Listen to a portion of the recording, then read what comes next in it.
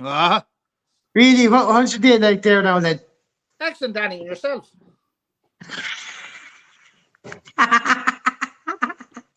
Oh, I was hoping to catch you out there on that one then, to be honest with you. Nah, no shit, Danny. No shit. Yes, shit, lad. Plenty of fucking shit. Lots and lots of shit. Lads, I'm going to. Jeez, one second now. I'm trying to get myself organised here, so bear with me. Luke Conway, commented already, and even to Luke. Lads, I suppose we'll kick off there now in a second. With the. Let's see. Yeah. The under 20s Friday night game. Ireland win that one 30-27. Matt, do you see any of that game? I watched the whole thing. It was a fucking great game. It was probably one of the best games I've seen in a long time. And it was literally tit for tat. Fucking up one end, score, down the other defending, they score, back and forth, back and forth. It was as good as a rugby game you'd ever see because they were just very well matched and two teams that really went at it toe to toe to win. You know, you could see the passion in both teams.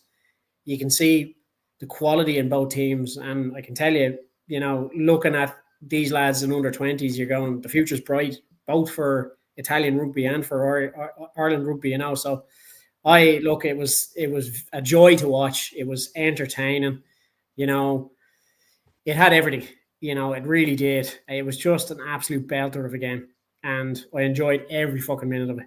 I was glued. I was literally glued to the screen. Couldn't move. And to be honest with you, some very good scores in that game. So that scrum half as well. I thought he was very well the way he took one or two of his tries as well and set up one or two of them as well. Do you know, like, I looking at the 23 on each team, I couldn't fault any of them. They gave everything. You know, they really did. You know, there was a few handling errors here and there, but you're bound to get that anyway. But other than that, like, they're a joy to watch. They really are. The under 20s, it's a great tournament to watch. It doesn't matter who's playing, like whether it's England and France or Wales and Scotland or Italy, Ireland. It doesn't really fucking matter. Do you know what I mean? It's a joy to watch. Len, this is the podcast, not your OnlyFans, all right? So, you know, keep the camera up here. I'm just making sure I have my sound on, Danny. Danny, get it right. It's not only fans. It's only cans. Oh, sorry, only cans. We know those cans, all right. Bev Hen here said there are some lads signing through that under 20s level. It's good for the future. Yeah. But you always get a couple of gems here as well. Evening as well, anyway, by the way, Bev.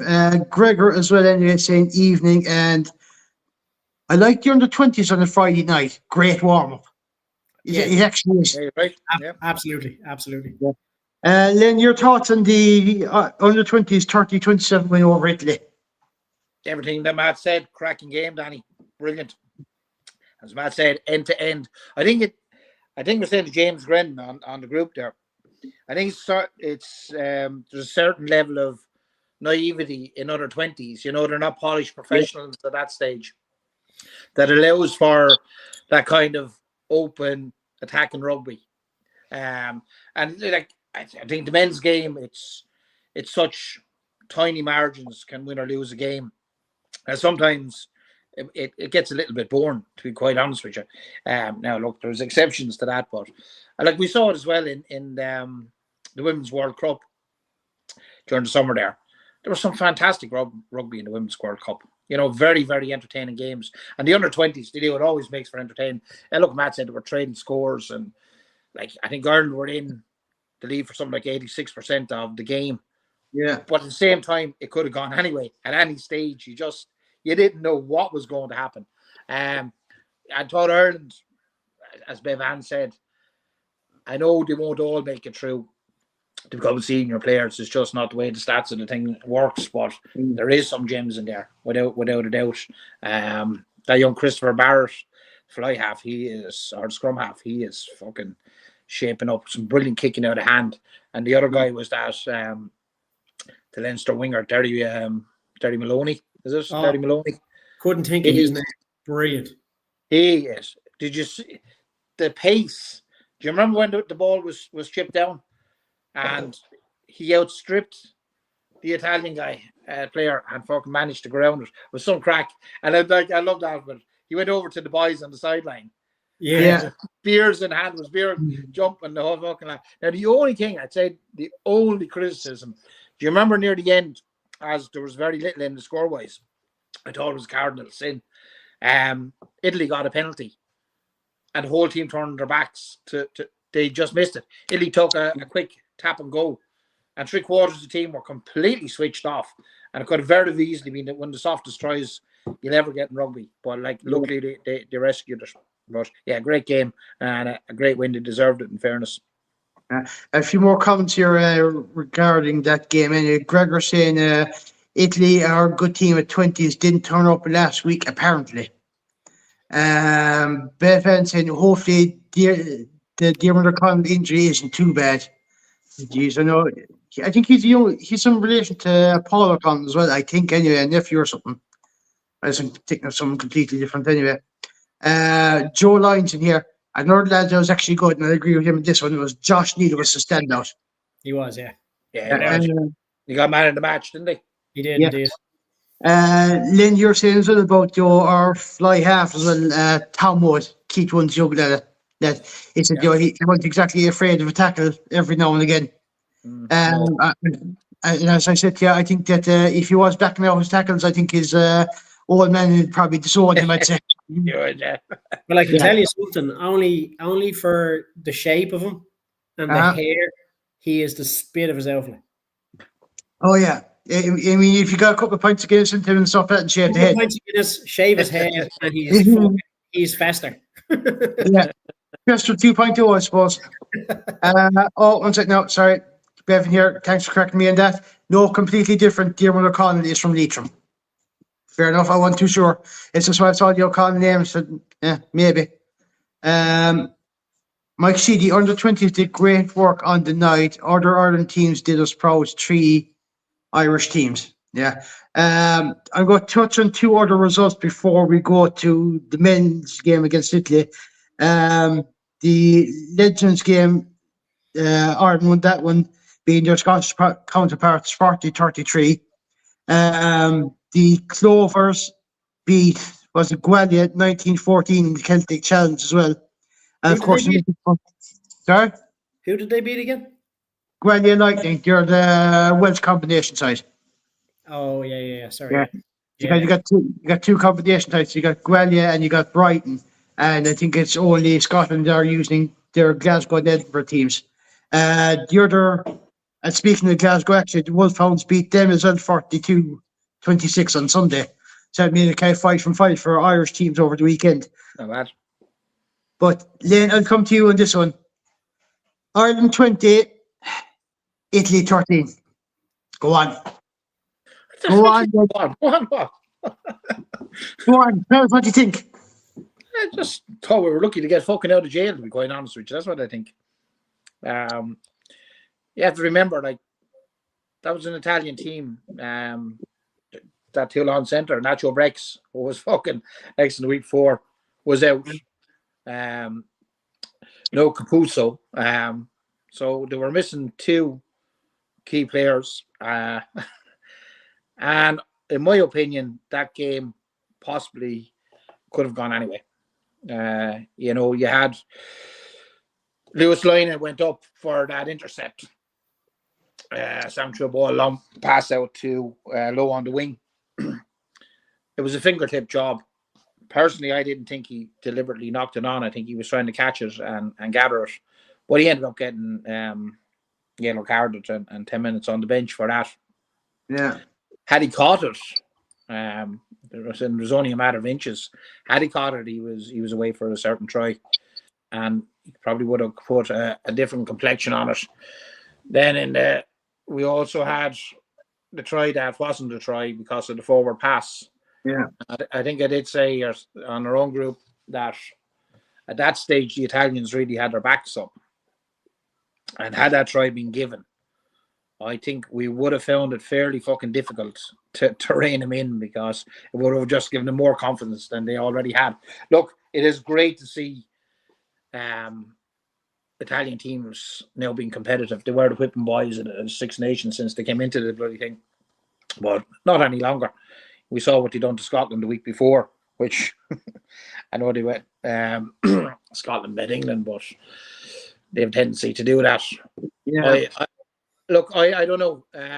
We are a long way off of where we were 2 years ago. There's no doubt in that. Look, there's a lot of injuries. We won't push the panic button just yet. But like even our scrum, even with fucking Furlong in the scrum, And he got absolutely bothered. they got murdered. And actually, at one stage in the game, I don't know if you recollect it, the ball was open there, and Tyke Furlong had no option but to play scrum half, and he went to clear the ball, and I'm not sure which of the He got minced. He got fucking folded. Minced.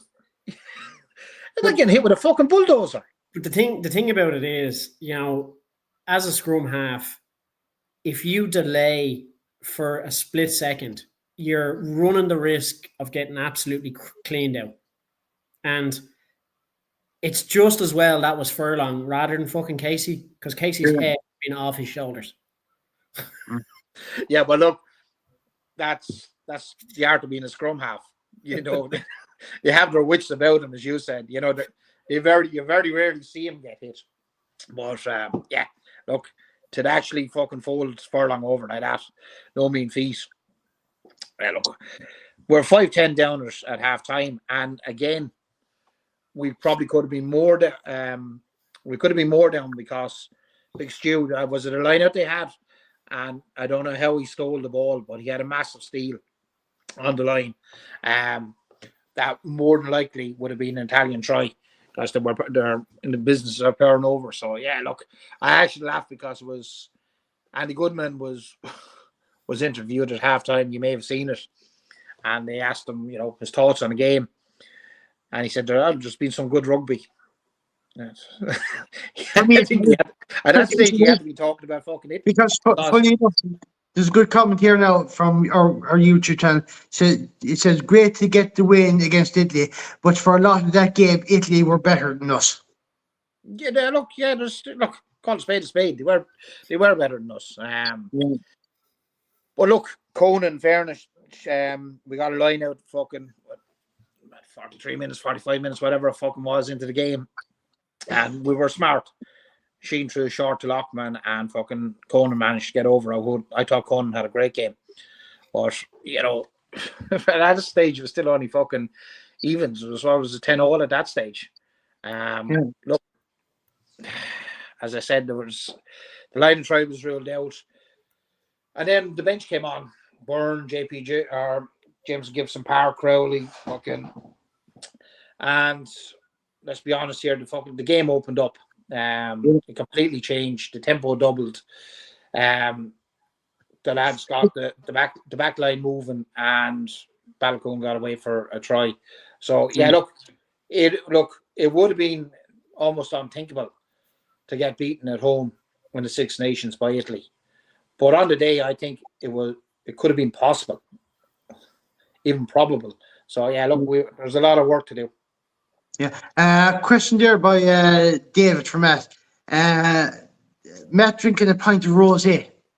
It's not actually. It's blackcurrant, but not out of want, out of pure necessity. That's the only reason. So yeah, you see, me and then are drinking tonight. So Matt said he'd take a break. I was really on the fucking right thing as well because I thought I had to a taxi this evening. We've enough fucking waffling going on here. We don't need the three of us fucking drinking to waffle more. Jesus, come on! You have to get three of us drinking some night, and Gregor Galway, that was our get out of jail free card. I'm not even going to argue with that, anyway. That was an interesting match, to be honest, from Bevan. The NFL past was insane. The Ulsters proved they are rising up the ranks.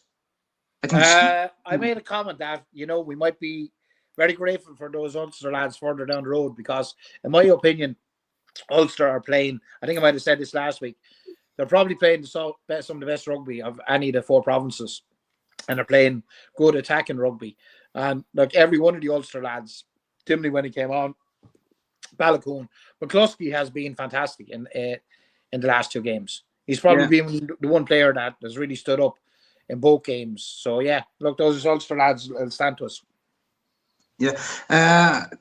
Comment here from John Healy. I wonder what goes on in training to solve these issues because not much things are improving. That'll be the first real test now for this coming Saturday weekend. Had to later on. This weekend. Joe Lyons going up with one hand is like playing Russian roulette. You miss, you get a card. If you jump with both hands, most of us are given the benefit of the doubt. Yeah, look, we've spoken about this more often than not. It's a risk reward scenario, and if you don't paint the picture that you can actually catch that ball, you're gonna get carded. Because if you jump to get a ball that's being passed with one hand, it's only gonna go one way. You need to be going with two paws. End of story.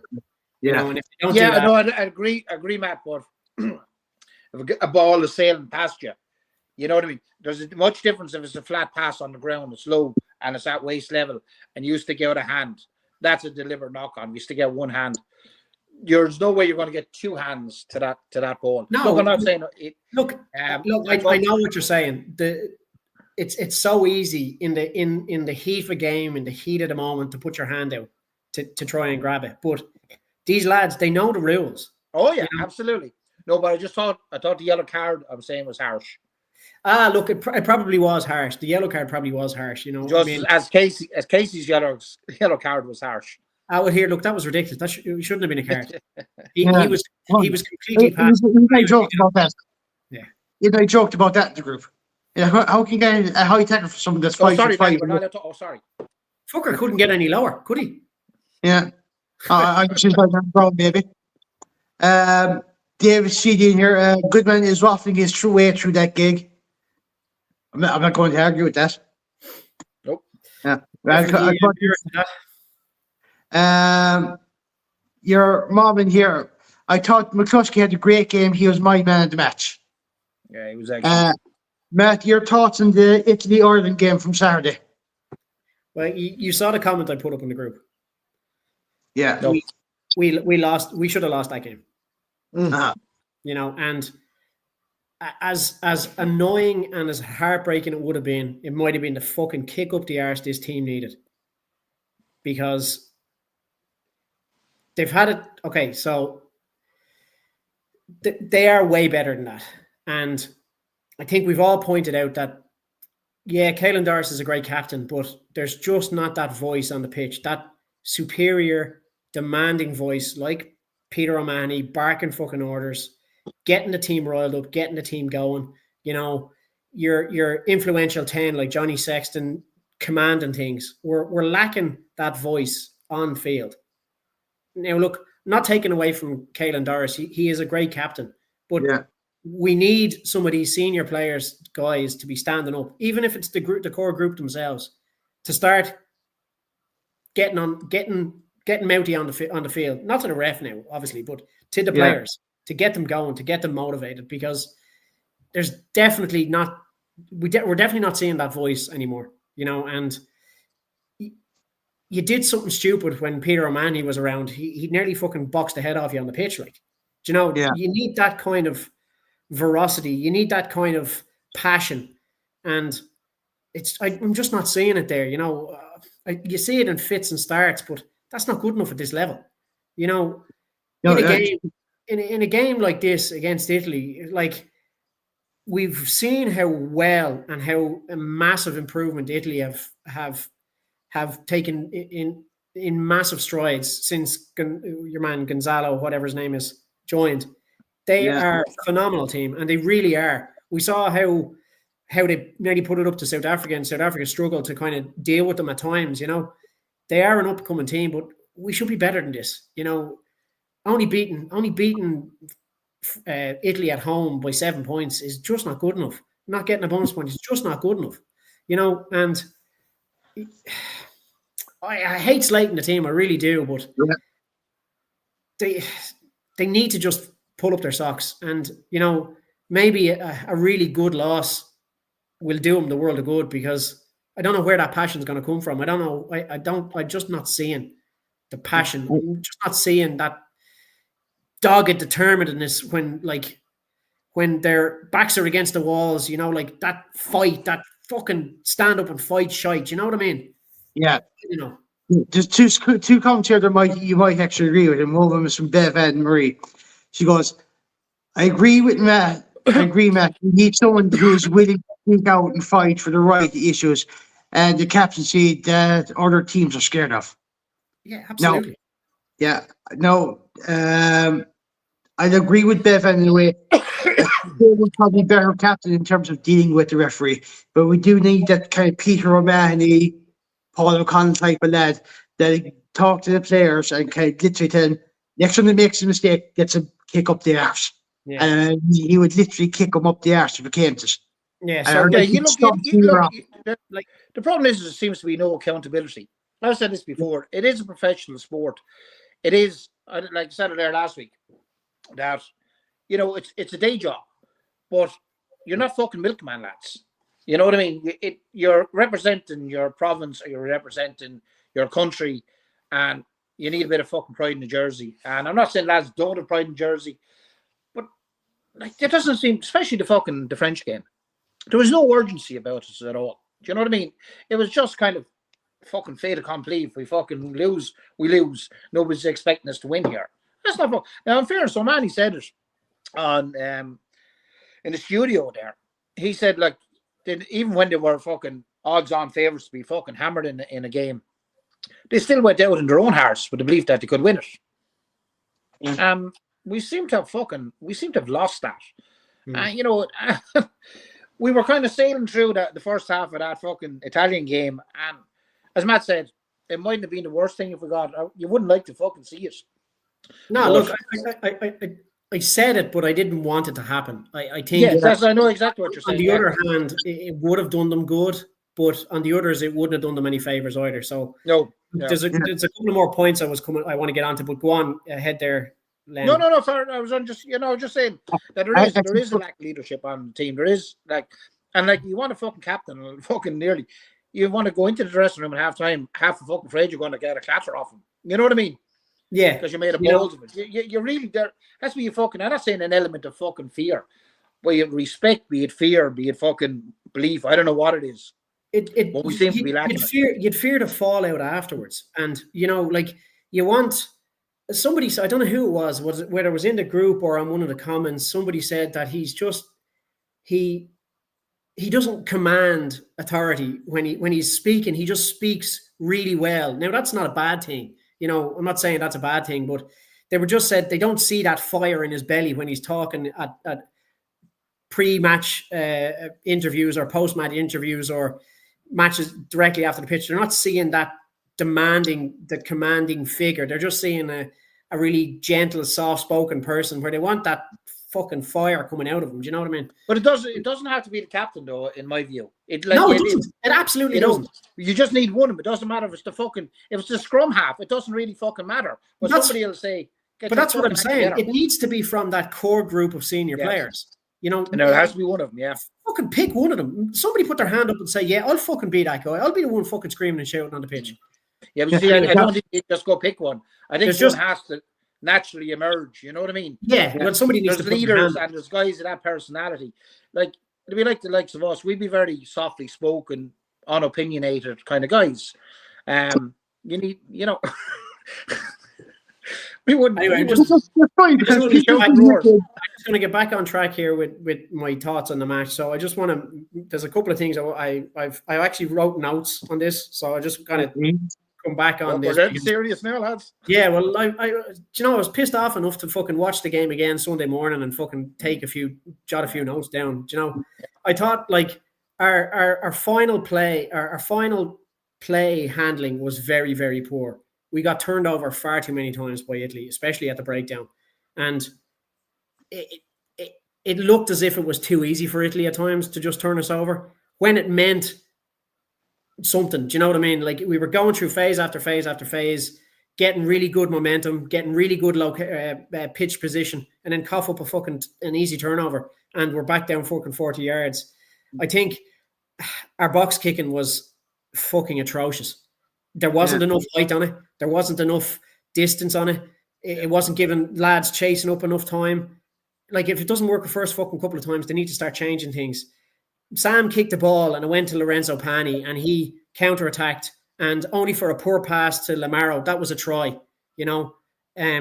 There was loads of instances like that where Italy were really close to putting us away, and it really showed how much this team have come along. Our scrum was absolutely fucking destroyed. Now, I looked at it again, and okay, they 100% had all the power, and they had our number up front. But there was times you could see they weren't driving fucking straight though either. They were driving upwards, which actually caused Furlong to be lifted, and that's illegal. Yeah, but they got away with it. You win some, you lose some. They got away with it. That's the thing. But they were so smart that when they realized they could get away with it, they kept doing it. And you know another thing, right? And I can tell you now, right? And I do like this player and I like him a lot, but recently he's really starting to fucking piss me off. And that's James Ryan. He has started to be an absolute fucking cretin around the breakdown. He ran from once fucking 40 minutes at half time. He ran from one side of a ruck to fucking slap a player on the ground. And then all hell broke loose just before the half time. He's just become that dirty, cynical player.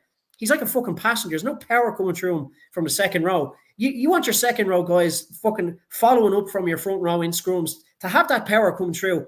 He's doing fucking nothing for me. Actually, in fairness, when a dog bowl came in, he gave that power massive second change. Row. And Massive change. That was the only change in the scrum. Yeah, they should have fucking taken Ryan off, big fucking cheese or whatever you want to fucking call him, and had a dogbo on with fucking Tyke Byrne.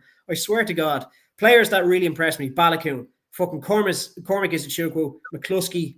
Lowe had a great game. Despite it, whether you love him or not, he had a fucking fantastic game. And Osborne, Jamie Osborne was brilliant. McCarthy, I think he's unlucky. I don't think he's back to his full strength after his foot injury from the Lions. Where else? Yeah, look, I really think I do think Italy, we got out of jail big time. You know, Italy, they really should have put us away. There's a couple of comments I want to get through here regarding the game. Movement from here from Joe Lyons. He says, think Italy need a hell of a lot of credit. Remember, they took Scotland. One second now. Jeez. Sorry, lads. Fuck off. Took Scotland apart during the summer match.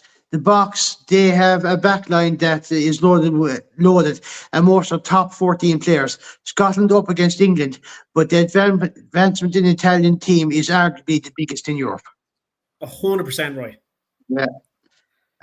One second now. There is a few more here I want to go through. Let's see. Dave here. We're letting any nasty figures that are willing to start a scrap. Yeah, 100%. Yeah. You want that guy that's always on the edge. You want him on a fucking leash and go, here, fucking muzzled, coming out onto the fucking pitch. Fucking foaming at the mouth. And the fucking other team know that he's fucking muzzled. And are fucking, you need fucking somebody's just don't fucking come near him. Yeah, 100%. Yeah, sure. Should look at like let's say Ibanez, Becky's Water, Willie John McBride, Peter O'Mahony, Paul Conn. Let's one back down. If there's punch thrown, you'll be in there throwing the punches as well. Even Jamie Cudmore was not. Like that's exactly it. These lads, these are the types of fucking players that would be missing fucking arms and legs and still standing up, fucking squaring up to you, and then would pick up the fucking broken arm or decapitated arm and beat you with fucking like Monty fucking Python. Yeah, exactly. It's only a flesh wound. There's only a scratch. Come on, let's get on with it. Yeah, we're like, in fairness, who does have that is fucking Aki. Like, he is probably, you know, I know he's other issues, but like, Aki in his fucking prime was another guy that could motivate the team and fucking will go through a fucking brick wall for the shirt. You know, we just seem to be lacking. We're too fucking nice, lads. Honestly, we just seem to be too fucking nice. You know. Look, some of the younger lads coming through maybe have a bit more grit in them, hopefully. But look, as well as that, there was a couple of fucking, like the Casey yellow card. But like the one that was like, and fucking Holly like Holly, in fairness to her, she's excellent. And like somebody put up in the group that she makes it all about herself, which I think is absolute fucking bollocks, because she's the least attention-seeking ref out there, and she tends to. You know what? There are some fucking idiots out there. They really are, and like fucking abusing people, or whether whether they can kick the ball or they can tackle or not, or the color of their skin. They're absolutely a shower of cunts. I swear to God. Yeah. You just Penny Power Red, where they kind of said, one lad about being an online troll about some boxer taking the body shot and going down. And then the boxer comes up and she boxes him in the midsection or something like that. You ever seen that? No. Basically, it's a great thing that if you're online talking shit like that, you should go out there and do the job of whoever you're talking shit about. Yeah. And see how you hold up against it. Yeah, but look, I don't mind anybody having an opinion, right? Actually, I was listening to, I don't know if any of you heard it, I was listening to Stephen Ferris on the way home this evening, and they were talking about the whole abuse, what have you. I'll come to that soon, all right? Yeah, no, but I just, well, look, I'll just quickly make on the point that we're making here without going into it. And he just said, look, if you're down the pub with your mates and you're talking about the rugby and you decide that I don't like that player because he's X, Y, and Z, and he doesn't do X, Y, and Z properly, he said there's no problem with that. He said there's a difference between, discussing it and abuse. You know what I mean? And everybody's entitled to an opinion. You know what I mean? Be it right or be it wrong. Absolutely. But there's a line. There's a line of being critical, and once you pass that line, it's absolutely abuse. Yeah, but look, we have to do it on the group as admins, and in fairness, we leave everybody having an opinion. You know what I mean? And it's rare, like somebody goes over the line and they're cut off. But it tends to be abuse. Personal abuse is a no-no. You know what I mean? Racism. But this is the thing. Oh, sorry, you're 100%. Personal abuse and racial abuse is not wanted. It's gone. But we never stop anybody from having an opinion. No. But we only jump in when we know people, because not only it gets away from the fact that what they're talking about, it turns personal then. And that's when it gets to abuse. So they say one thing, and then all of a sudden it just goes back and forth of two people slagging each other or taking it or abusing each other, and that's where you have to jump in. Like, yeah, exactly. And we've seen plenty of times. Comment in here, as Matt said, we are better than that. We even showed it for 10 minutes after Linus try was disallowed. We had a purple patch, but for that we have lost. Let's see. Paul saying about the effective leadership we need like Peter Mahoney. Yeah, he is one of the lads that I would be kind of going for something along that lines anyway. Doris is not 7. Miss Josh are a proper 7. And Italy targeted Breakdown and gobbled up everything on the ground from Joe Lyons. Yeah. They did. And they were fucking brilliant at it too. Yeah, they were excellent. Now, I know I'm making a guss like this comments when I say this, but Nick Timney's probably should have been starting at 7. 100%. Yeah. Now, I know she's probably getting very excited about that, and I can understand why. But it's Mark Newman here. I'm a big fan of Ringrose, but he just seems off the pace by a split second. Comes off the line and doesn't make the tackle, putting pressure on the defensive line. He's not been right since that knock from the lines. And I think Mark has nailed that right in the head. And I think it's a case that he's probably super aware now of concussion, and he doesn't want it to happen again. And but the shooting, he's also right on the shooting out of the line. It's in his head now as well, you see. In fairness, see that shooting out of the line, that's the Dean Arbor fucking rush defence. And the guy shooting out of the line, it doesn't matter if he misses the tackle, because with the rush defence, the second one's going to get him anyway. We ain't playing the rush defence, so the shooting out of the line ain't helping in the fucking game we're playing. Yeah. But going back to the comments you're saying about the personal abuse and stuff, that is a perfect comment by Mark. It's not abusive, but he's saying why he doesn't like Ringrose, and he's given the explanation, but it's professional. So he's attacking why. He said, I don't like Ringrose because of way he's played. That's That's your perfect example of and being critical, and being critical, which we're all allowed to be, and be critical with your opinion and blah blah blah. But once you go, X is a bollocks, that's when it turns to abuse. Do you know what I mean? No, but I would highlight that, Joe, to anyone that's saying this wants to be critical of players right like that. That's the comment I'd be kind of using to describe that now. 100%. Personally. What else have you have here? If you remember Johnny O'Connor from the Connacht, aka Johnny Concrete, he was a dog on the pitch. Oh, jeez. That lad, when he was in a ruck, there was nobody else coming up with the ball, only him. Yeah, and that was it. He was an unsung hero and probably didn't get enough caps at the time. Yeah, but then again, look how many players didn't probably deserve an awful lot of caps. But there's too much competition in that taste they're playing. So John Muldoon is probably another one that Connacht players can probably think of. Doug Wright, I think, deserve more caps. But then again, look at all the competition we had there at the time as well. Anyway, Joe Lyons here as well. Ringrose is missing Keenan, and the work that Keenan does, all of the organising and screaming off the backfield players. Actually, there's a guy, and just there on further tonight, Joe, but he mightn't be a leader of the team, but Keenan, in fairness to him, is a good man to organise the back line. Yeah, he's, he can fucking shout and roar the back line, and he does organise the back line very well. I'm probably missing that a little bit at the moment. Yeah, and it's there's another good comment here I thought I saw somewhere. All right, and you just bear with me a minute. I'm just gonna note, right, there was shades of the Ireland of old in that match.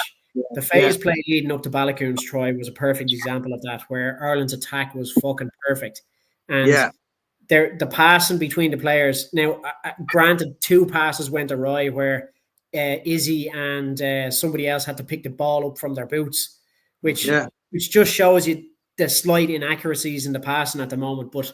Other than that phase of play leading up to that try was the Ireland of old, and that's what we need to get back. Well, it's funny, Matt, because you should say that. I tend a lot of what Rob Kearney says goes in one ear and out the fucking other. Mainly, it's the fucking monotone fucking way it's delivered, more than likely, right? But I think he was fucking spot on post-match, and he made the point that we're never going to beat up too many teams physically, right? We just don't have the bodies to do it. And he said our phase play with multiple points of attack is our best asset. It's what fucking got us to where we are. And he said if that's what we've always been good at, we got to continue with it. This kicking the fucking ball away, trying to regard it. Like, I thought against fucking France, we were playing, I thought fucking Steve Borthwick was fucking coaching the team, because that's what it was fucking like, right? Yeah. It was fucking that kicking played into France's hands perfectly. And but of all the teams you don't do it against, it's fucking it was nonsensical fucking bullshit. This is where we're at now. This is where, like, we're all looking at this now and we're going, okay, you tried 3 attempts at a kick and it didn't work. You need to try something else. There seems to be the lack of creativity, the lack of a voice to go, right, lads, we need to just fucking stick it up the jumper here now and go back to basics. Do you know? And that's where you're missing this voice on the pitch. Yeah. Well, look, I will say as well, though, because we discussed this last week, the difference between the Joe Schmidt era and the Andy Farrell era. And Andy Farrell did give players license to make decisions on the pitch, which Joe didn't. Or maybe just not making the right ones, but that there was no discernible game plan against France. I couldn't fucking pick one out other than to kick the shit out of the fucking ball and try and regather it. And when it didn't fucking work, when you're playing France actually like that, you have to either find touch or find your player. Yeah, but I mean, even that game plan to begin with against fucking France, the probably most lethal back 3 in the fucking tournament, was the wrong one. We shouldn't have kicked once to them. No. Put your shots on, present yourself. But that's what I mentioned earlier on. I said, like, even when we did go to the aerial kicks, they just weren't high enough and they weren't long enough. It wasn't. You want them floaty kicks where the ball goes up and it nearly takes forever to come down because you're allowing your players to come up and run under the ball and challenge for it.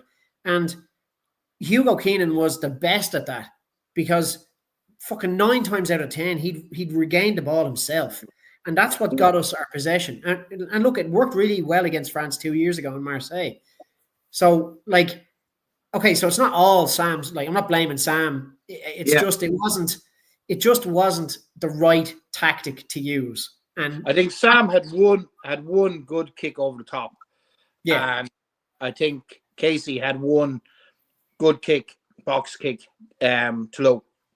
I mean, that was the two that I can remember out of, and the rest were all shite, to be quite honest with you. That I can remember. Maybe I'm missing fucking some, but off the top of my head, watching it, there was two decent kicks.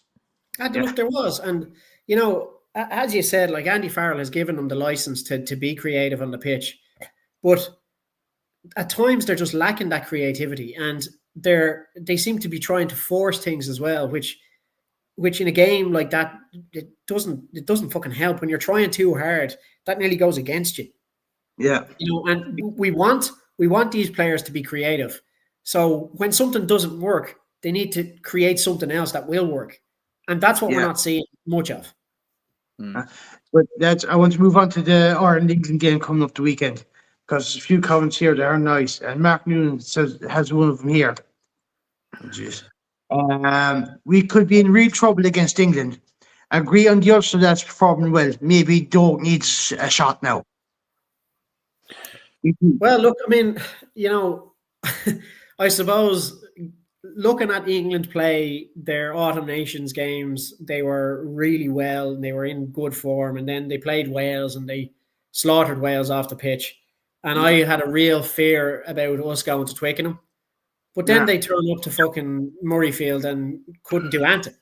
So, like, now I'm of a different opinion. Okay, so if we play like we did against France or Italy, we probably won't win.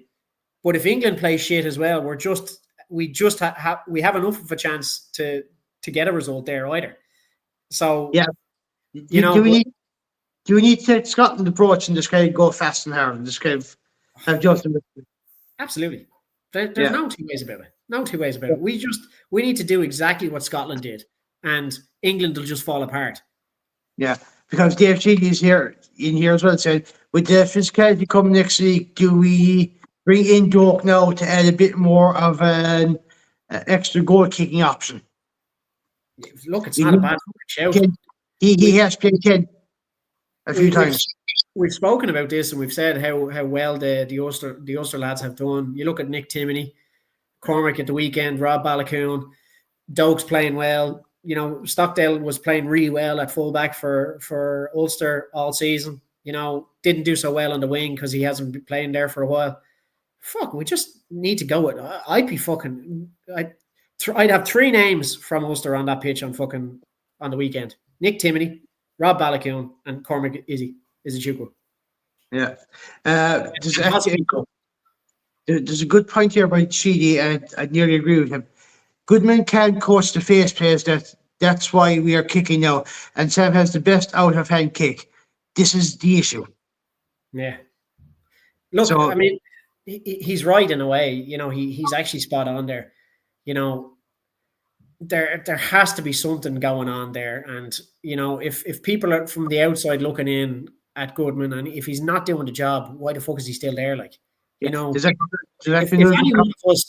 if any one of us turn up to our job and we're not doing the right thing, you're given a warning. Like, you'll be brought into, well, maybe not you, Danny. It's different for you, but you know what I mean. Like, you know what I mean. Like, if you're going into a job where you're supposed to do whatever, whether it's looking after machines or making whatever or building whatever or doing accounts, if you're not performing or every day, like, your job comes into question. And I think some of these guys need to be called out as well, like, you know, because it's not just the players on the pitch. If they're not given the right minerals on the pitch or the right ingredients, they're not going to do anything.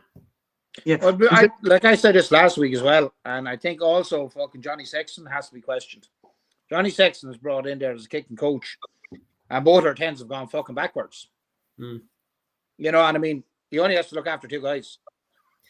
You know, I was actually I felt so sorry for fucking Jack Crowley because, you know, you get to the end of the match and like you've got a penalty and you're kicking for the corner, and when you're trying, like, it was an easy enough kick, but again, it's fucking pressure scenario, and a slight fucking miss kick on that ball and it's going fucking scowaways. It's so easy to slice down balls. It's not like I had to rewind that. I actually rewound. I looked at it because fucking I couldn't believe it either. Virgin or fucking whichever, was it RT or fucking Virgin that match was on? Virgin, was it? Virgin. Yeah. And they were showing a replay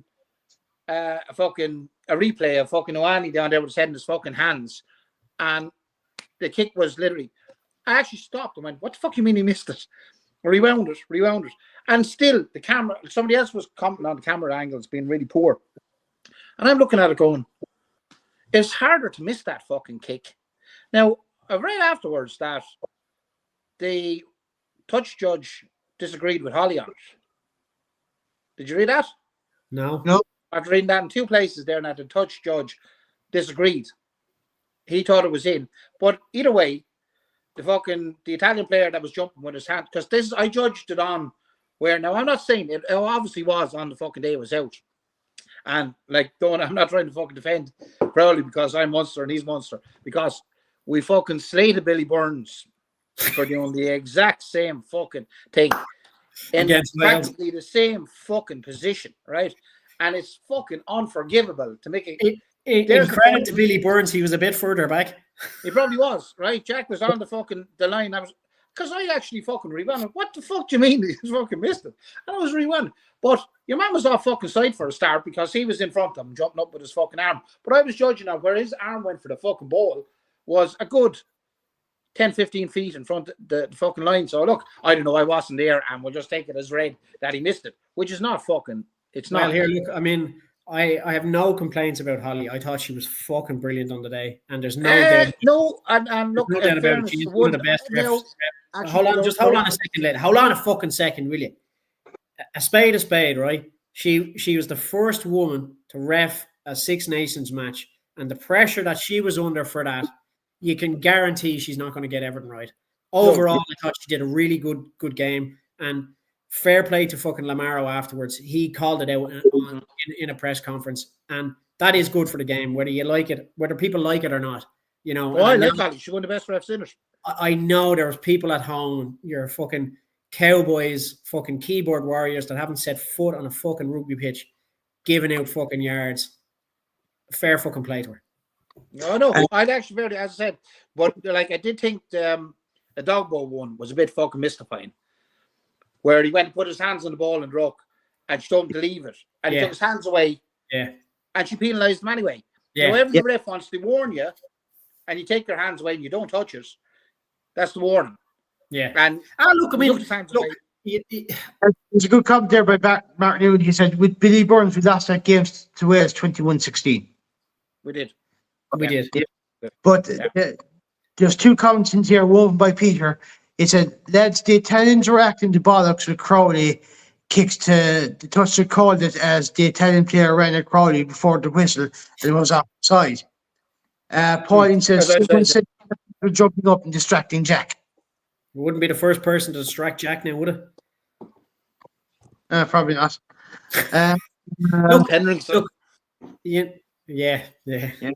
But you know what I mean? Like, I mean, they shouldn't let that get. They shouldn't let that get to them. You know. No, it's like right or wrong. He's a professional rugby player, and he knows what he needs to do. And he has to nail that. Yeah, a kick like that is unforgivable. Yeah, it is. No. As I said, just you can't fucking miss him. And look, just going back on I'm not saying that as a Leinster fan, and I'm not slating Jack at all by any way, shape, or form. No, you just don't miss those. Not from that angle. Don't miss, and you don't miss them. 100%. You just don't. Yeah.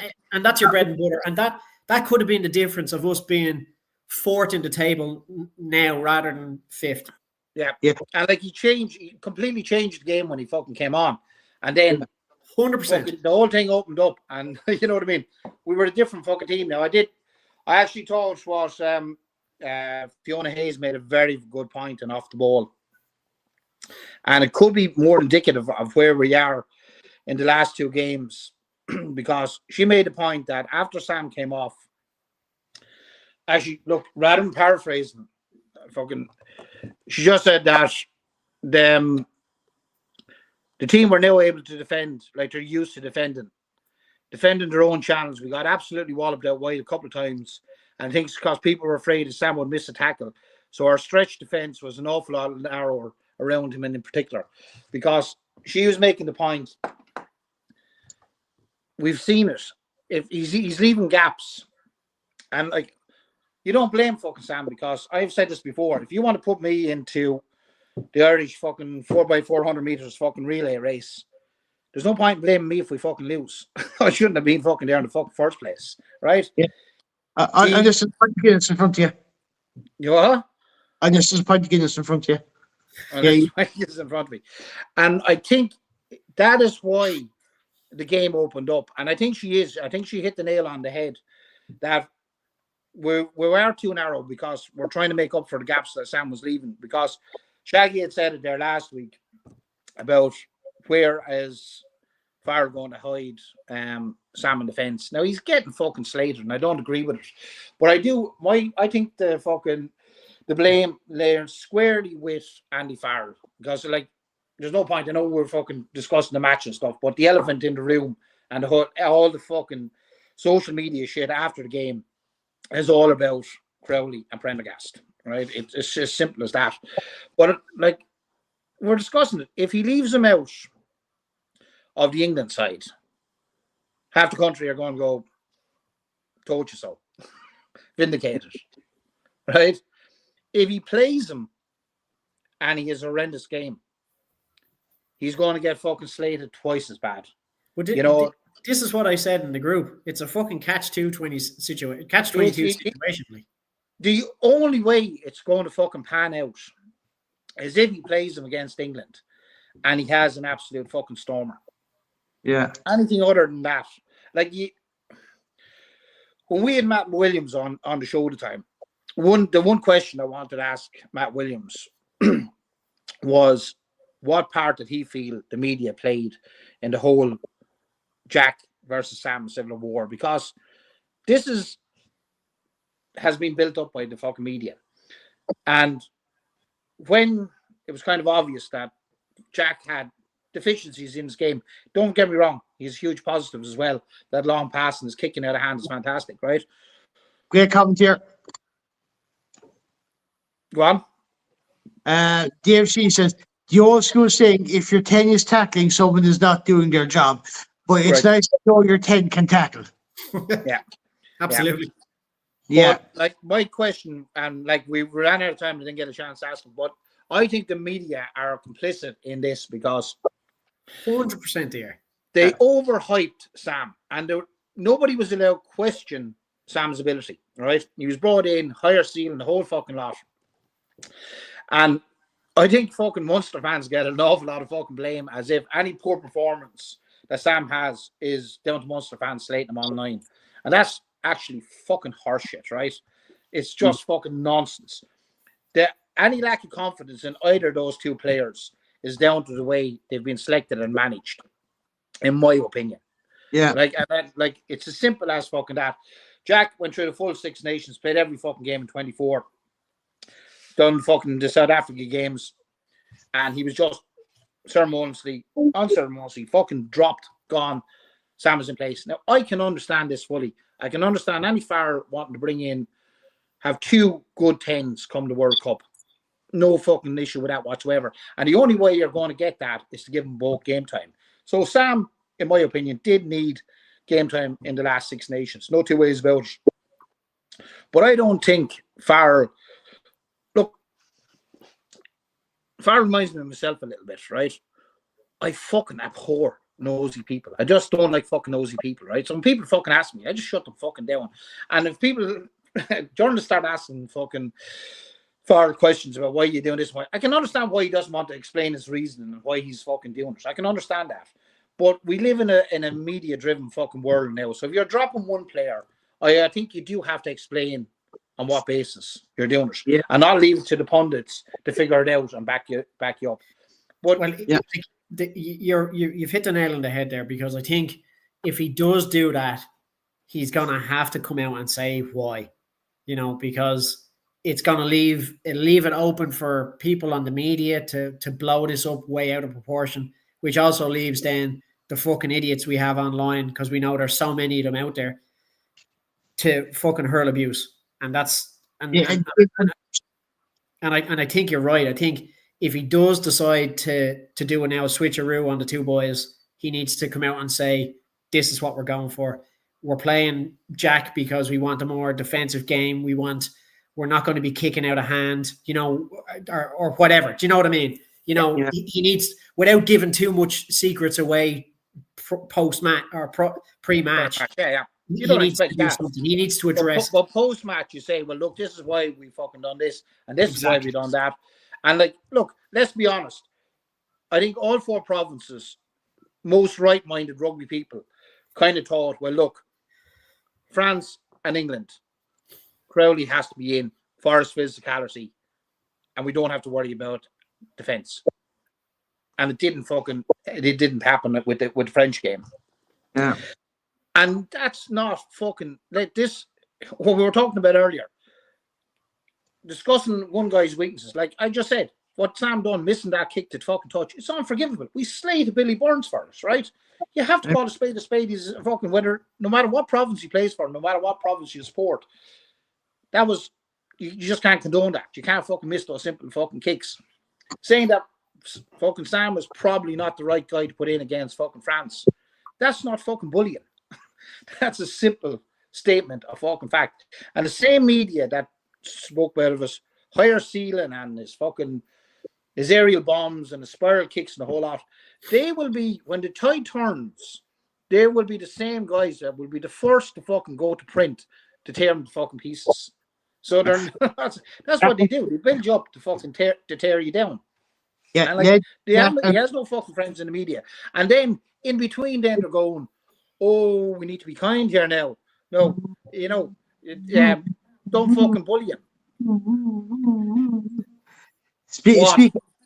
Speaking of the media and stuff turning on people, you see the story about Holly Davidson that was reported from. I put it up. Yeah, but that was me that put it up. Yeah, but you see clear in the group chat said that was actually from, was it 4 years ago? 2 or 4 years ago. On the fucking top of it, people are going, this didn't happen. Fucking read the fucking tagline. I put it up on it. It happened in Bayonne after the fucking Women's World Cup, and it was in 2022. It had nothing to do, but it was phrased Ireland fucking Italy ref is spat on the way of the game, and that was just fucking pure clickbait fucking nonsense. I actually put, the people fucking not read the fucking headline that's on fucking top of the fucking thing. No, but all right there, Mike. Calm down, will you? Yeah, but that's the perfect point of people kind of turning against you and clickbaiting and trying to get the media driven. Well, that's what I'm talking about. That's the media. Like fuck, paper never refused ink. If it's a good fucking story, they'll run with it. So the same people that fucking build you up are the first to fucking go tear you down. And then it's a bit late after you fucking light the fire to come along and ask social media then to put it out for you. Like Andy Farrell needs to cop fucking off. They're saying, yes, then tell him. Smiley face. No, that's. I'd ask for your predictions on the Ireland-England game. Matt, I'll go to you first. Can I just say something first before you move on, right? And I'm just gonna briefly say this, right? Any supporter that comes out and questions any Irish player, that doesn't matter where they're from, the colour of their skin, or anything like that, you've no business to be commenting on our fucking sport. Yeah. Racial abuse is the lowest form of online abuse that you can ever imagine. And the cowards that were online trolling this poor lad from Cork, who was born in fucking Cork, might I add, representing Ireland, representing all of us. How fucking dare you? And you know what? The IRFU are investigating, and I hope I hope some of the team get wind of it, because if they turn up on your door, I'd love to see the fucking faces on you. A bit No. like when Robbie Henshaw's laptop was stolen years ago in Connacht, and Bundy Aki found out where it was, and him and a few of the Connacht lads turned up to your man's house. That Yeah. type of shit. Because I'd love to be a fly on the wall for that. Can you imagine? He had 9 out of 9 tackles in fucking 11 minutes. The other night. Yeah. 9 out of 9. 9 out of 9. Can you imagine that now knocking on your door? No, but This is your tweet. You Yeah. fucking shit yourself. Sorry, what were you saying? You were saying to my face? That's about there. You know, that tweet, he said this.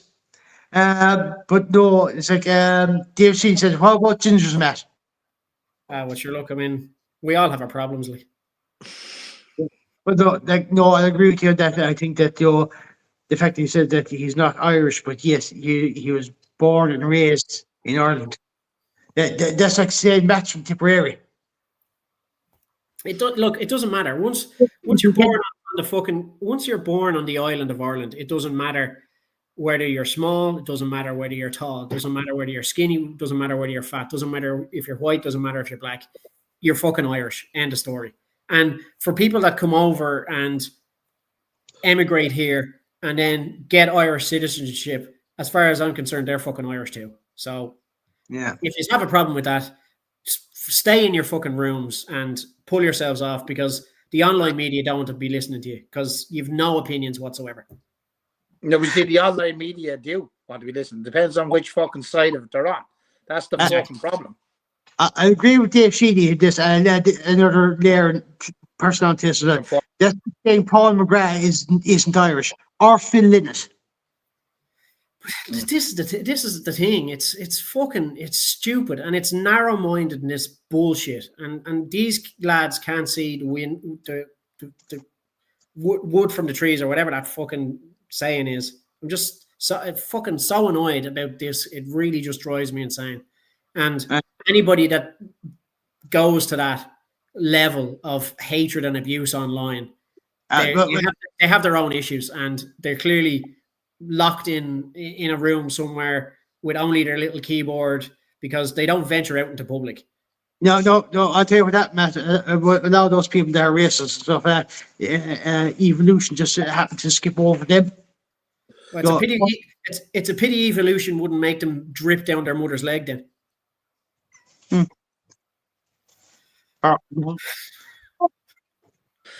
Sorry.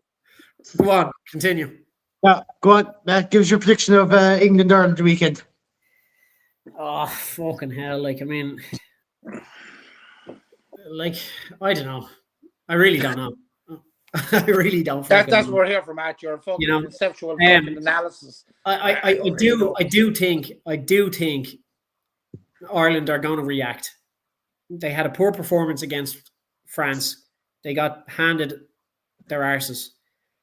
They had a poor performance against Italy, and I think if they even ventured onto the world of the online social media, they'd see what's going on out there and they'd want to prove a point. Yeah. And look, by all means, they have it in them, and we know they do, and they can just as easily turn it on. But I think they really need to dig deep this week in training. They need to find themselves. They need to find that passion again, and they need to get a fucking bloody good result. And I think they will. I think they're going to fucking shock everyone. I really do think they will, and I think they are going to somehow scrape a win in Twickenham. Sorry, Allianz Arena or whatever the fuck it's called. We'll go with it. Len, your thoughts on England? How do you see that going?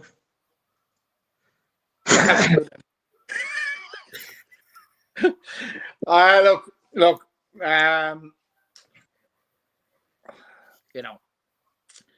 Italy bet Scotland. We barely bet fucking Italy. Scotland fucking absolutely fucking annihilate fucking England. But look, that's just typical Scots. Every time they face England, they go fucking full on 100% fucking Braveheart. And they'll probably lose to fucking Wales next week. You know what I mean? That's just the fucking Scots. So you can't base anything on fucking on that. But I do think they showed up fucking that English team. Grand Slam fucking contenders, my fucking arse, right? Not a fucking hope. So the Triple Crown now. what? England can't win the Triple Crown now. The last Yeah, Scotland. yeah, that's gone. We have, if we can get fucking back, as we said earlier, to fucking concentrate on what we do best. And Rob Carney was right. Concentrate on our fucking. Look, there's nothing wrong with fucking face play. Yeah. And then, you know, some fucking clever kicking in fucking behind. It has to be a combination. We can't be one trick fucking ponies, right? But like, you know, it depends what way we set up the attacking pods. There's multiple fucking ways we can actually fucking use phase play to still be a creative attacking fucking team. And I think it's what we touched on earlier. I'm not sure Goodman is the man to do that. You know, yeah. And I said last week, like fucking Dan Sheehan, that was probably one of the most innovative things we've done in a long time, is Dan Sheehan turning up on the fucking wing. You know, teams are fucking figure that out now. You know, they're more wary of fucking Sheehan turning up on fucking wing. Now look, Sheehan again was one of our big players that probably didn't have a great game at the weekend. He's been quiet in both games. Yes, but he's not the only one that's been quiet. You know what I mean? No, he's not. And I do. Something needs to happen in that stadium beforehand. Somebody needs to piss in their fucking tea. Yeah. To get them fucking fired up. Or maybe fucking somebody fucking rile them up from the English camp. Fucking Pollock would be the fucking ideal fucking person to say something absolutely fucking stupid. To give him where's Eddie Jones when you need him? Yeah, exactly. Like Pollock come out with some fucking smart arse fucking remark now fucking tomorrow morning and just fucking fire the guys up. But look, there is no reason why we shouldn't beat England, whether we will or not. We're gone down to the stage now of not knowing which Irish team is going to fucking turn up. So it could be anyone's, you know. Yeah. I said before competition, I don't think Ireland will lose both big matches. And we lost to France, Ireland by 5. Gregor here saying England to win. And Gregor's just been kicked out of the group. Sorry, Gregor. We'll get left the England game, all right? Look, hang on now. Look, fucking just go back to that fucking game in Croke Park. And fucking the bull with the tears running down his fucking eyes singing the anthem, right? That's what we fucking need. That's what we're fucking missing. We're missing not just a dog in on the team. We're missing fucking passion. I don't know what the fuck's gone wrong, lads. Now it's a fucking Alliance Tour hangover. I don't fucking know. Well, we need to get fucking back. Like even our starters are. I wouldn't even say they're all playing at 80%. Like, in fairness, dropping low was probably a genius fucking move because he came back on, you know, a week later with a point to prove. And in fairness, he did. He upped his game. Now I know I just still think he is losing pace, but like none of us are getting any fucking younger. But he did have that intercept near the end of the game there, and he was almost away for a fucking try. So you know what I mean? It lit a fire under his fucking arse. I mean, I think one or two others need the same fucking treatment. But that's where we're missing that blistering wing where you can just pop the ball to him and he's going to run the length and outrun everyone. Like I'm pretty sure Tommy O'Brien could, Rob Balakoon can. You know, Mac Hansen probably could do it as well. You know, that's where we need that blisteringly fast Louis, BL Barry, Thomas Adesogbe. We need them pacey guys. Yeah. Sure, fucking hell. Your man, the Scottish lad, did it at the weekend. Johan van der Herspray? No. The centre. What's his name? Hugh Jones. Hugh Jones, that's the one. Thank you. The name escaped me, but he could do it. Yeah. Paul, they're saying praying for an Irish win. Bev Henry, Ireland will win 5-8 point lead, possibly ending on a penalty to not let England get the bonus point. Perfectly. Well, we have Joshua Kenny. We have Zach off the board. Yeah, They're backlash. like- Don't worry, Gregor. You're entitled to. Unfortunately, he won't be able to see it because he'll be kicked out of the group. Don't worry, Gregor. You'll be fine. Matt, Len, it's been a pleasure. We're 10 minutes over, so we'll wrap it up there for tonight, lads. Until next Monday night, take care. Good luck, lads. Thanks, Good man. luck, lads. Good luck. Thanks for the comments. I know we didn't get through all of them and stuff. Yes. I'd like to win back to sleeves before you end the show officially. We're still live, Yeah. Danny. We're not ended yet. Jeez, man, talk about finishing early. I'm going to have to have a word with your missus. But that's to all the people in the comments, we appreciate them. Sorry we couldn't go through all of them. Thanks very much. Until next weekend, for myself, Len, and YouTube, Spotify. and Daily Party, Matt, take care.